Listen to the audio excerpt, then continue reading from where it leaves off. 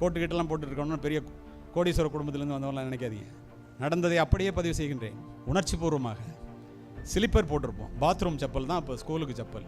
50 ஆண்டுகளுக்கு முன்னால் போதலூருங்கிற கிராமத்தில் எல்லோரும் லைனாக மணலில் கீழே கொட்டியிருக்கிற மணல் எல்லோரும் நடந்து போயிட்டுருக்கோம். நானும் இன்னொரு பையனும் காரணத்தோடு பதிவு செய்கின்றேன். அந்த லைன்லேருந்து வெளியில் வந்து ஓடுறோம். பிஇடி வந்து ஏன்டா ஓடுற, ஓடாதங்கிறார். உங்களுக்கு தெரியல, விசில் வச்சுருப்பார் கையில். அது அப்படி ஒரு சுற்றினார். ஏன்டா ஓடியாந்தன்னு. எனக்கு இந்த இடத்துல அடிபட்டுருச்சு. அடிக்காத அப்படின்னு சொல்லி அந்த வைஸ் பிரின்சிபல் சொல்லிக்கிட்டே வந்தார். உனக்கு போய் அடிக்கிறியா, அவன் காலை பார்த்தியான்னு. காலை பார்த்தா நாங்கள் ஓடின 2 பேருக்கு மட்டும் காலில் செருப்பு இல்லை.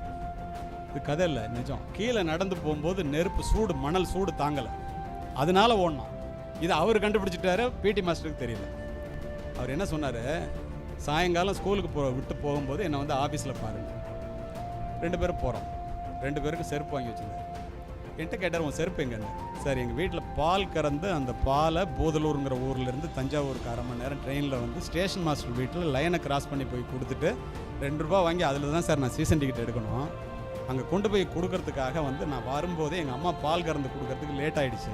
ட்ரெயினில் வந்து ஏற போகும்போது ட்ரெயினுக்கு நான் லேட்டாக வந்துட்டேன். எல்லோரும் அவசரமாக ஏறுறாங்க. Whistle அடிச்சிட்டார் card. ட்ரெயின் வந்து போக போகுது. நான் காலை வச்சு ஏறும்போது பின்னால் வந்தவன் காலை மிதிச்சான். அந்த செருப்பு அறுந்து போச்சு. அப்படியே நெகிழ்ந்து போயிட்டார். உடனே சொன்னார், நீ என்சிசியில் சேர்றாங்க. இதுக்கு என்ன இவர் என்சிசியில் சேர, அங்கே ஷூ கொடுப்பான்டா, அதை நீ போட்டுக்கலாம் அப்படின்னு. இவர் புது செருப்பு வாங்கி கொடுத்துருக்காரு. என்சிசியை பற்றியே நினச்சிக்கிட்டு ஷூவை போட்டுக்கிட்டு, அவர் கொடுத்த செருப்பை போட்டுக்கிட்டு என்சிசியில் போய் சேர்ந்து அன்னைக்கே சேர்ந்து ஷூவையும் வாங்கிட்டு ட்ரெயினுக்கு போயிட்டேன். எங்கள் அம்மா வந்து இதெல்லாம் ஏதுறான்னு கேட்டாங்க. இந்த நடந்த நிகழ்ச்சியை சொன்னேன். அவங்க ரொம்ப உணர்ச்சி பூர்வமாகி கட்டி பிடிச்சி அவங்க அழுதுட்டாங்க. இந்த நிகழ்வு எனக்கு மனதில் மிகப்பெரிய தாக்கத்தை உண்டாக்கியது. இது ஏன் சொல்கிறேன்னு தெரியுமா? காவல்துறை அதிகாரியாக மாறிய பிறகு எஸ்பியா வந்து அந்த டிஸ்ட்ரிக்ட்டுக்கே எஸ்பியா வந்தேன்னு சொன்னால, ஃபுல் யூனிஃபார்மில், காலில் ஷூ, தலையில் கேப்போட அந்த வாத்தியாரை பார்க்க போகிறேன். 6 அடி உயரத்தில் ரிட்டையர்ட் ஆகி வீட்டில் உட்காந்துருக்குறாரு. போன உடனே அவருக்கு யூனிஃபார்மில் என்ன அடையாளம் தெரில.